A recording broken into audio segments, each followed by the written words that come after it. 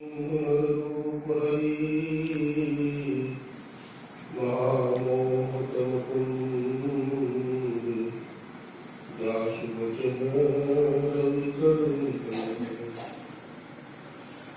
को शिष्य पे राखिए, चलिए आज्ञा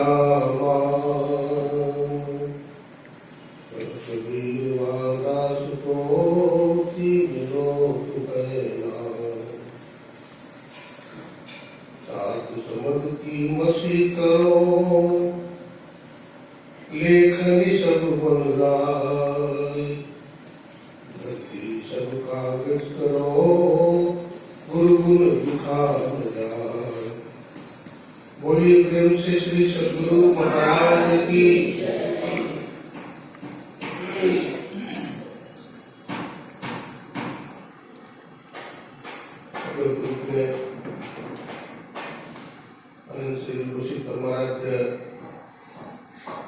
गुरुदेव की त्रैलोक पावन पाठ कर्मों को हमारे आदरणीय त्रिपाठी बाबा तथा इस कष्ट के हमारे माननीय भिखारी बाबू तथा सभी सदस्यों, सत्संग सज्जनों, भक्तिमती माताओं, बहनों, सबको नमन है। सबको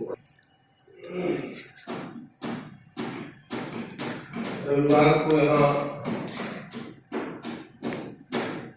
साप्ताहिक सत्संग होता है, बुधवार को।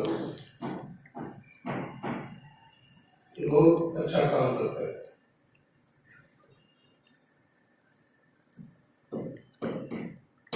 सत्संग से ही अच्छा रास्ता मिलता है, सत्संग से ही अच्छे विचार बनते हैं, सत्संग करने से गुरु मिलते हैं। और गुरु जो रीति बता देते हैं, भजन भेद बता देते हैं, तो परमात्मा मिलते हैं।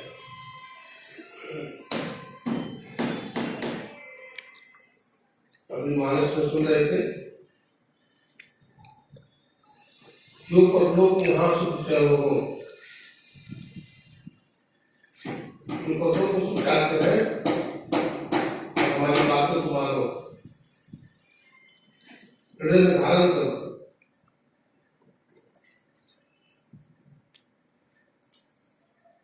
हृदय में धारण करने की कौन सी बात है?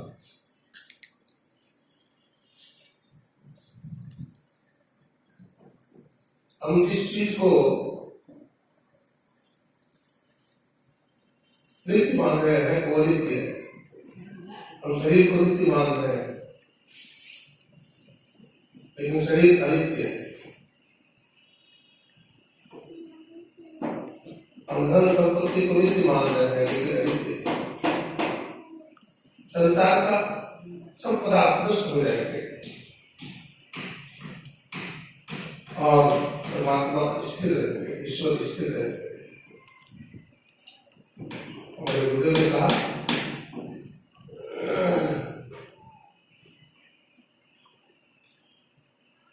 कोई स्थिर सब ही बटोही, सबकी शांति एक स्थिर होती है। इस संसार में कोई स्थिर नहीं है, सब बटोही है, रागी है।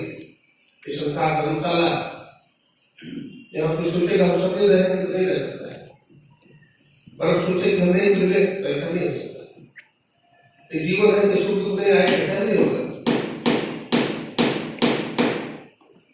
सूर्यो वही है, चांदो वही है, धरती आकाशा, 14 भुवन 14 बन गए, इन्हों का आकाश सार नष्ट हो जाएगा। पृथ्वी जल में, जल अग्नि में, अग्नि वायु में, वायु आकाश में, और आकाश प्रकृति में, प्रकृति परमात्मा में डूब जाएगा। इस बात को गहराई से समझना चाहिए। तो संसार अनित्य है, और अनित्य जानते हुए संसार से वैराग्य होना चाहिए। ये सब छूटने वाले हैं, तो जो नहीं छूटने वाला है वो क्या है? जो नहीं छूटने वाला तत्व है वो ईश्वर तत्व है, आत्मा है। भगवान महावीर ने कहा आत्मा न बुद्धि, आत्मा को जानिए। और शंकराचार्य महाराज ने कहा ब्रह्म सत्य जगत मिथ्या, जीवो ब्रह्म है नापना, ब्रह्म सत्य है संसार मिथ्या है झूठा है संसार। जीवो ब्रह्म है नापना, जीव ब्रह्म ही है, लेकिन उपाधि के कारण हम उन्हें पहचान नहीं पाते। जैसे रस्सी को देखकर के आप भागने लगते हैं अंधेरा में, आप जो रस्सी को देखते हैं तो लगता है सांप है और आप भागने लगते हैं, लेकिन टॉर्च जला के देखते हैं क्या करते हैं, नहीं भाई ये तो बेकार रह गया, ये तो रोई था रस्सी था। ठीक इसी प्रकार से हम भी संसार में भाग रहे हैं। मृग को देते हैं भाग रहे हैं, तो स्टार में होता है, प्रकाश का परावर्तन होता है, आगे में पानी दिखाई पड़ता है, लेकिन वहां जाता है तो पानी नहीं है, दौड़ते दौड़ते मृग मर जाता है, पानी नहीं मिल पाता। ये संसार वैसा नहीं है। जब तक संत सद्गुरु में मिलेंगे, वो रास्ता नहीं बताएंगे, उस रास्ते पर हम चलेंगे नहीं। चलत पंथ बहुत वहां है, उस रास्ते पर जो चलता है उसको बड़ा आनंद आता है। जो साधन भजन करते हैं उनका आसन स्थिर हो जाता है, उनका आचरण पवित्र हो जाता है, और पवित्र आचरण वाला कुछ व्यक्ति बोलता है, उसका प्रभाव होता है।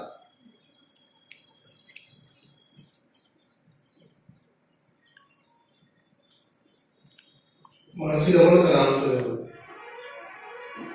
महर्षि रमन और महर्षि अरविंद दोनों हिमालय गए।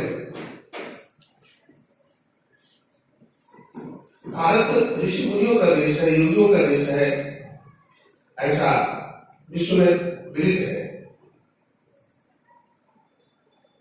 महर्षि अरविंद पहाड़ की कल्पना में ध्यान कर रहे थे। एक अंग्रेज दंपति भारत का नाम सुनकर आया संत का दर्शन करने के लिए। सभी तीर्थों में गया, जब तीर्थ में नहीं मिले तो जंगल में गया, पहाड़ की कदम में गया, लेकिन कहीं योगी संत मिले थे तो बेचारे उदास हो गए। उनकी धर्मपत्नी थक गई, बोलती है अब मैं चल नहीं पाऊंगी।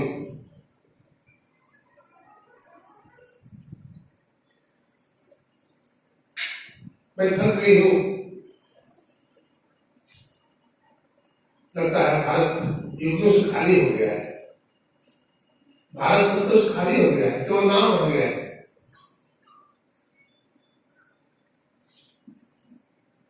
महर्षि अरविंद सुन रहे थे, आप ऐसा नहीं समझे। स्वामी रामकृष्ण ने कहा तुम ऐसा नहीं समझो, ये संत महात्मा तुम्हारे लिए कुछ नहीं करते। ये संत महात्मा पहाड़ की अंदर में भजन कर रहे हैं, योगी लोग तपस्या कर रहे हैं, और जो तपस्या करते हैं तो परमाणु शुद्ध हो रहा है, और शुद्ध परमाणु हमारे पास आते हैं। जिस कारण संसार में सत्संग दिखते हैं, साधु महात्मा दिखते हैं, साधु महात्मा की कहां देखेंगे?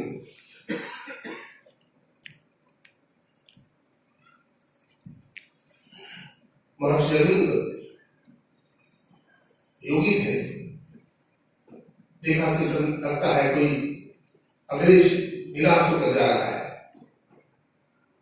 उन्होंने अपने योग बल, अपने योग माया फैलाया और पहाड़ की कल्पना के जो मुंह है वहीं पर बैठा सूरज के मुंह के पास। महर्षि अरविंद ने अपना हाथ ऐसे किया, गुफा में प्रकाश हो गया सूरज में, और आकाशवाणी हुई भारत योगियों से खाली नहीं है। वो मानो तुम हमारे पास आओ, भारत योगियों से कभी खाली नहीं रहा, तुम हमारे पास आओ और तुम क्या पूछना चाहते हो पूछो। दोनों दंपति अंदर गए,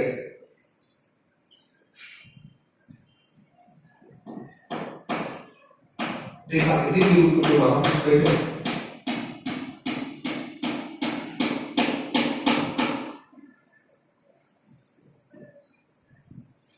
मात्र कॉपी बांधे हैं, कॉपी नहीं बनता, फल भागी बनता।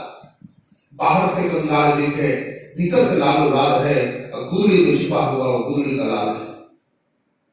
बाहर से तो कंगाल दिखते हैं, लेकिन भीतर से लालो लाल है।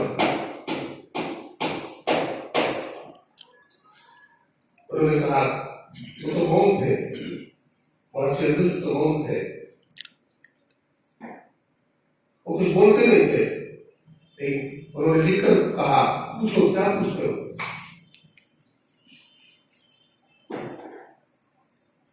महर्षि अर्जुन ने जब ऐसा कहा तो उन्होंने कहा कि महाराज हमारी बहुत सारी इच्छा थी, लेकिन जैसे जैसे आपके पास आता गया हमारी सारी इच्छा समाप्त होती रही, अब एक भी इच्छा नहीं रहा। ऐसा क्यों हुआ आप ही बता दीजिए। महर्षि अर्जुन ने कहा ऐसा इसलिए हुआ कि हमारी कोई इच्छा नहीं है। ऐसा इसलिए हुआ कि हमारी कोई इच्छा नहीं है। शुरू में ऐसा नहीं होगा, अभ्यास कीजिए। रोटी कपड़ा मकान तो सबको चाहिए, गृहस्थ जीवन में रहते हैं, बेटी की शादी करानी चाहिए, लेकिन अभ्यास बनाइए, राजा जनक जी का अभ्यास बनाइए। आप वेद जी महाराज भी गृहस्थ जीवन में थे, यादव जी महाराज भी गृहस्थ जीवन में थे, संत कबीर साहब, गुरु नानक साहब, दादू दयाल जी महाराज सब गृहस्थ जीवन में। दादू दयाल जी महाराज दुकानदार ही करते थे, दुकान में बैठे थे, अब हिसाब किताब लिख रहे थे, ग्राहक खचाखच भरी थी, सबको सामान दे रहे थे। अचानक आसमान में काले काले बादल गिराए, अब मूसलाधार बारिश होने लगी। जब बारिश होने लगी तो दादू दयाल जी महाराज के जो गुरुदेव थे उसी रास्ते से जा रहे थे। वर्षा से बचने के लिए वो भी उस दुकान में चले गए, एक कोने में खड़े हो गए। दादू दयाल जी महाराज सामान बेच रहे हैं। जब सामान लेकर के सारे ग्राहक चले गए तो दादू दयाल जी महाराज खड़े रह गए। वो भी जानने वाले हैं कि उनकी दृष्टि, दादू दयाल जी की दृष्टि अपने गुरुदेव पर पड़ी। गुरुदेव के श्री चरणों में साष्टांग प्रणाम किया, उनके चरणों में फल फूल मेवा कुछ द्रव्य भी डाला, दक्षिणा। गुरुदेव हमसे गलती हो गई, मैं आपको देख नहीं पाया।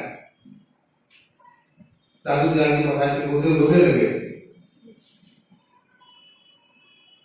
तो दादू दयाल जी पूछते हैं गुरुदेव आप रोने क्यों लगे। बेटा मैं रोने इसलिए लगा कि मैंने 2 घंटा तुम्हारा इंतजार किया, तो तू हमारे लिए काजू किशमिश की दक्षिणा और कपड़े लाकर रख दिए हमारे चरणों में। वो परम पिता परमात्मा न जाने कब से तुम्हारे इंतजार में खड़ा है। वो परम पिता परमात्मा न जाने कब से तुम्हारे इंतजार में खड़ा है। उससे खड़ा है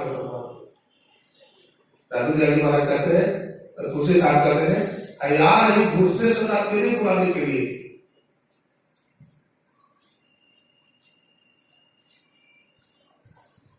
मुर्शदे काबिल से मिल, शिदत और सबूरी से तकी,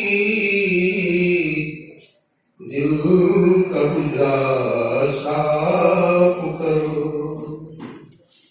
जाना को आने के लिए याद गैरों का उठा, उसको बिठाने के लिए दिल का गुजरा साफ कर। एक दिन लाखों तमन्ना उस पे भी बाकी हमिश ठिकाना है कहाँ। दिलबर को पाने के लिए ध्यान गए वो उठा। कहते हैं अब दिल में तो कितने को बैठा रखते हो, आप जितने को बैठा रखते हो उससे कल्याण होने वाला नहीं है। जिसको बैठाने से कल्याण होगा उसको तो बैठाया नहीं, उसी को बैठाओ, सदगुरु को बैठाओ अपने हृदय में, तो कल्याण होगा।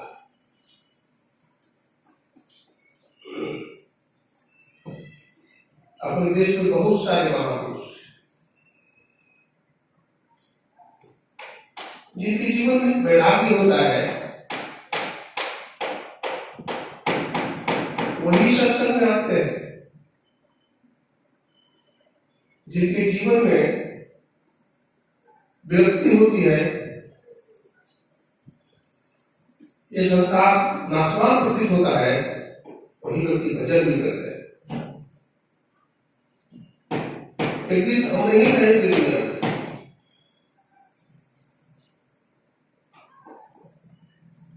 एक दिन सब नष्ट हो जाएगा। जीवन पूरा है। एक गुरुदेव जा रहे थे अपने शिष्य के साथ,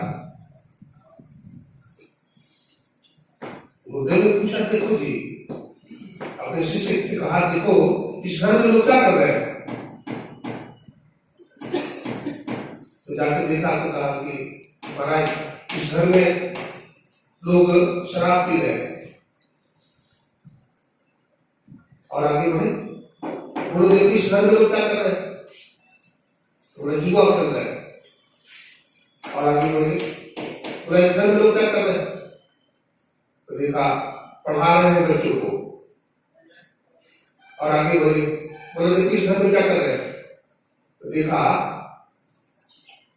1 बजे रात में एक सज्जन बैठ करके ध्यान कर रहा है। गुरुदेव चलिए, मैं चलूंगा, यहीं बैठूंगा। फिर जाओ देखने के लिए, देखा फिर ध्यान में बैठे, फिर जाओ, फिर देखा ध्यान में बैठे।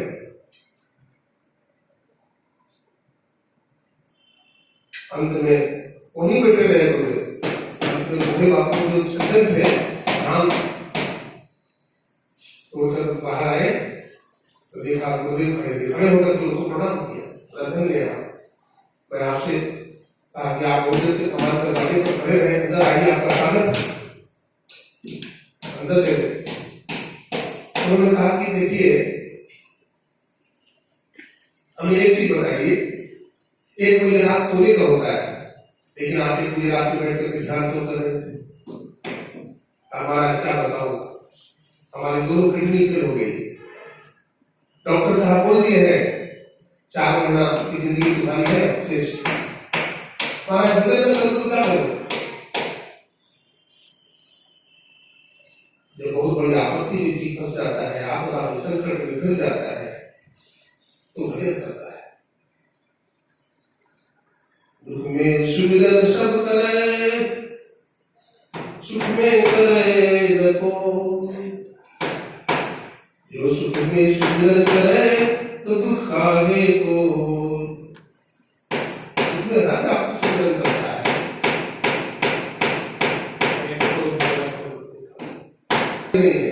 क्या करे? वो तो खाएगा, सोएगा, करबड़ बदल।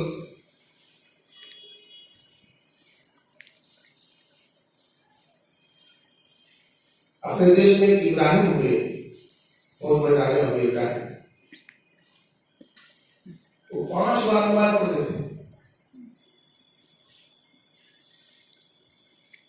और 90 साल के हो गए। एक दिन नमाज नहीं छोड़ते थे। देखते तो थी, हर पाली में बैठ करके नमाज पढ़ते थे, खुदा की इबादत करते थे।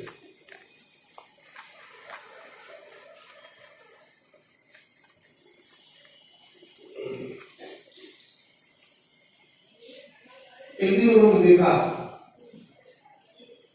तो फरिश्ता आसमान से उतर रहा है,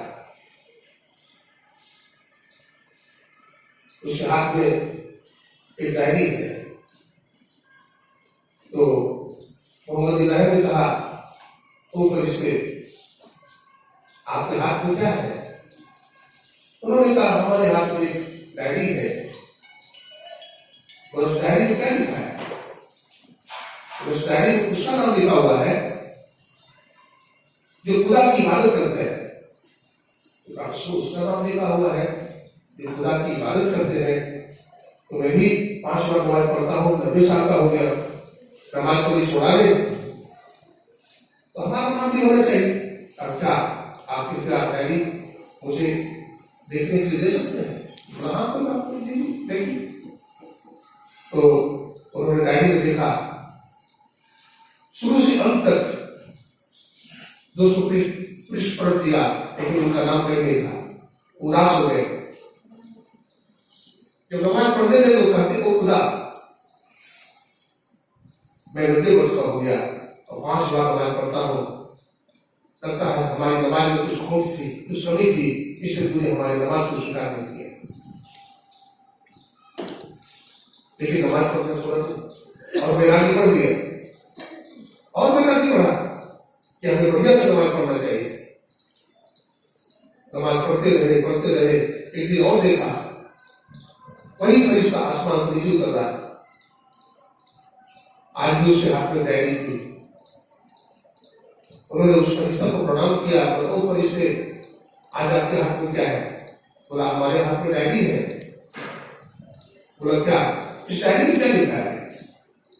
बोला, इस डायरी में उसका नाम लिखा हुआ है जिसकी इबादत खुदा करते हैं। कहा, खुदा भी किसी को इबादत करते हैं? बोला, हाँ, खुदा भी इबादत करते हैं।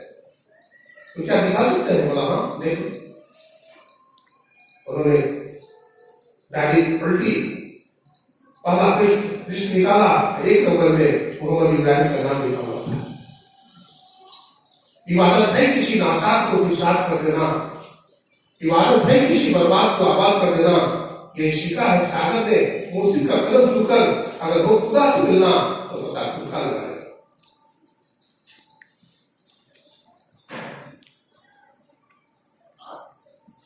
खुदा, मैं बड़ा भाग्यशाली हूं, आप में दयालु हो, हमारा नाम प्रथम पुष्ट के 1 नंबर में है। आप भजन करते हैं, आप ध्यान करते हैं, आप सत्संग करते हैं, इसका बोध है। संसार पर बहुत सारे कर्म करते हैं, वो केवल पेट के लिए है। सब नहीं बुलावे पेट के धंधे, वो सब पेट के लिए, उसका कोई हिसाब नहीं है। साहब के दरबार में केवल भक्ति प्यार, केवल भक्ति प्यार, साहब भक्ति से राजी, साहब ईश्वर केवल भक्ति से राजी है। आप जब शरीर का अंत होगा, जब यमराज मिलने आएगा, कहेगा चल, कहिएगा हमें मत ले जाओ, रखो, बोला हमको थोड़ा सा और समय दो, मुझे भजन नहीं किया। बोला, मेहमान तुमको बहुत समय दिया, तो भजन नहीं किया, अब तो समय मांगता है, थोड़ा मारेगा, ले जाएगा, थोड़ा मारेगा।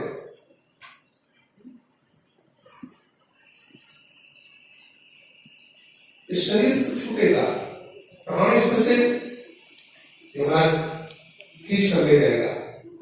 रेवल मुसाफिर निकलना पड़ेगा, काया रोटी खाली करना पड़ेगा, भाड़े के क्वार्टर को जाके संभाले और जिसकी तरह करके मालिक निकाले, इसका किराया भी भरना पड़ेगा। रेवल मुसाफिर गोस्वामी तुलसीदास जी को वैराग्य हो गया। गोस्वामी तुलसीदास जी महाराज साधारण आदमी थे और बड़े कामी थे। हाँ, मोजो कौन कुटिल कल कामी गोस्वामी कहते हैं, हमसे कुटिल कामी कौन होगा? गोस्वामी तुलसीदास जी महाराज की धर्मपत्नी जो थी, नाम रत्नावली था। रत्नावली से नाम नहीं था, रत्नावली के बिना नहीं रह सकते, कहते थे मैं तुम्हारे बिना जीता नहीं रहूंगा। एक बार अपने मायके चली गई, तो स्वामी तुलसीदास जी मना किया, नहीं जाओ, तुम्हारे बिना नहीं रह सकता, बोले कुछ दिन आ जाओगे। मायके चली गई तो बहुत दुख हुआ, 7 दिन नहीं रह पाए। अंधेरी रात, अमावस्या, मूसलाधार बारिश हो रही है, बिजलियां चमक रही है, बादल गरज रहे हैं, और ये पागल की तरह दौड़े जा रहे हैं, पागल की तरह दौड़े जा रहे हैं। जब नदी के किनारे जाते हैं तो देखते नदी में बाढ़ आया हुआ है, एक नदी बहता हुआ आ रहा था, मुर्दा वाला, उसी को नौका समझ करके उसी पर बैठ जाते हैं और उसके सहारे पार हो जाते हैं, चले जाते हैं वहां अपना ससुराल।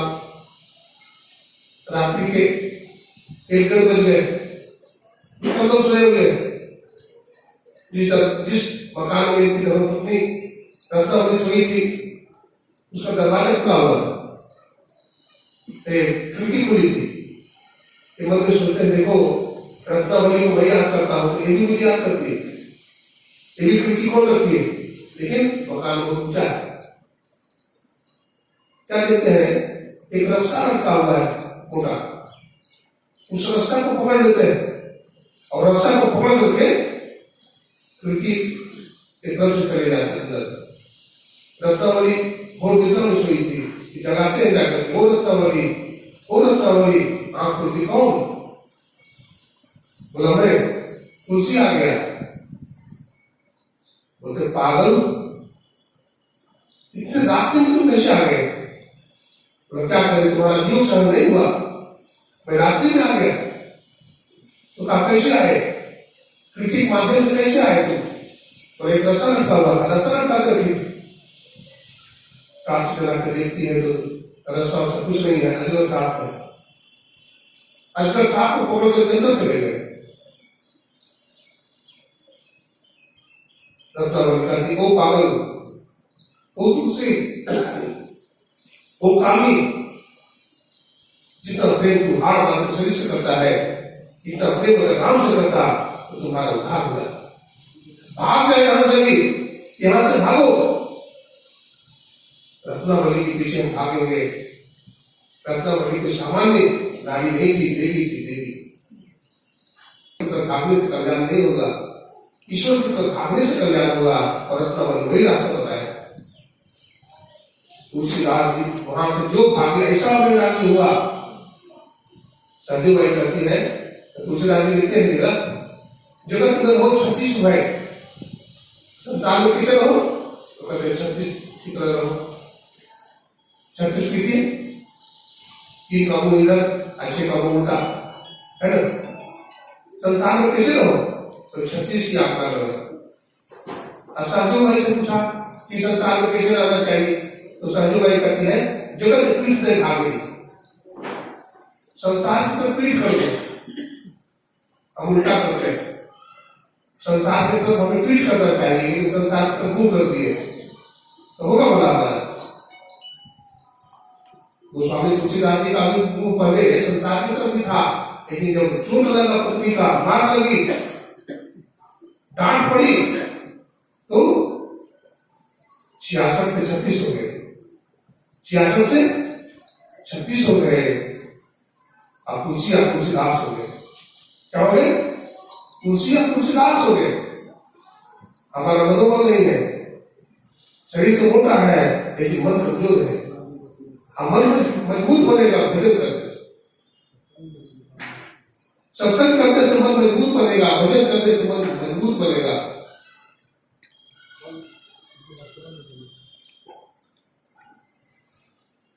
इसलिए एक आसन से बेसी देर से बैठिए।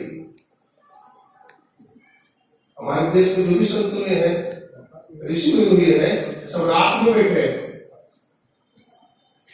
दिन में तो कहते बहुत काम है महाराज, हाँ दिन में काम रहता है, सबको काम रहता है, लेकिन रात में सबको फुर्सत है। रात में समय निकालिए, रात अपनी है और रात को बैठ के थोड़ा भोजन कर लीजिए, मेंटेन हो जाएगा। रात अपनी है, रात को बैठिए। विश्व पितामह जी महाराज 12 बजे रात में ध्यान करते थे। 12 बजे रात राजा थे, बहुत लंबा बड़ा काम था, रात में बैठते थे। रात में बैठिए, होकर के रहेंगे, पुरुषार्थ से ही होकर के रहेंगे, गरीब बन सकते हैं। आप गरीब क्यों है? कभी सोचा आपने? आप गरीब बनकर सकते हैं।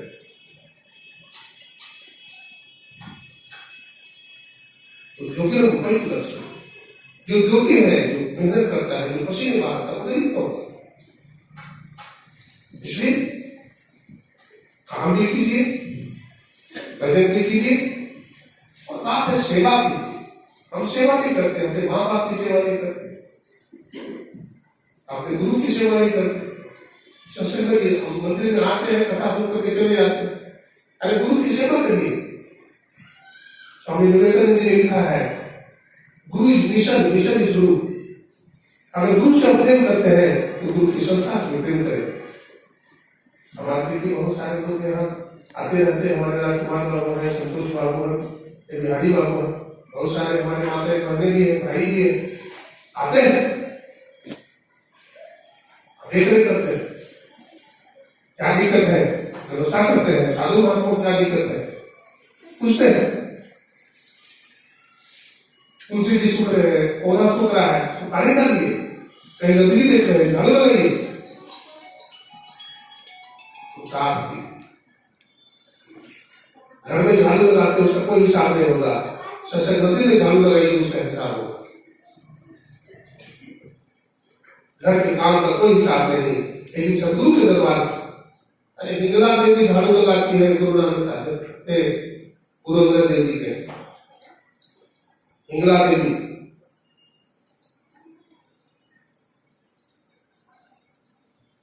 बाबा अमरनाथ जी महाराज, अमरदेव जी महाराज उद्घाटन करते थे, संत थे।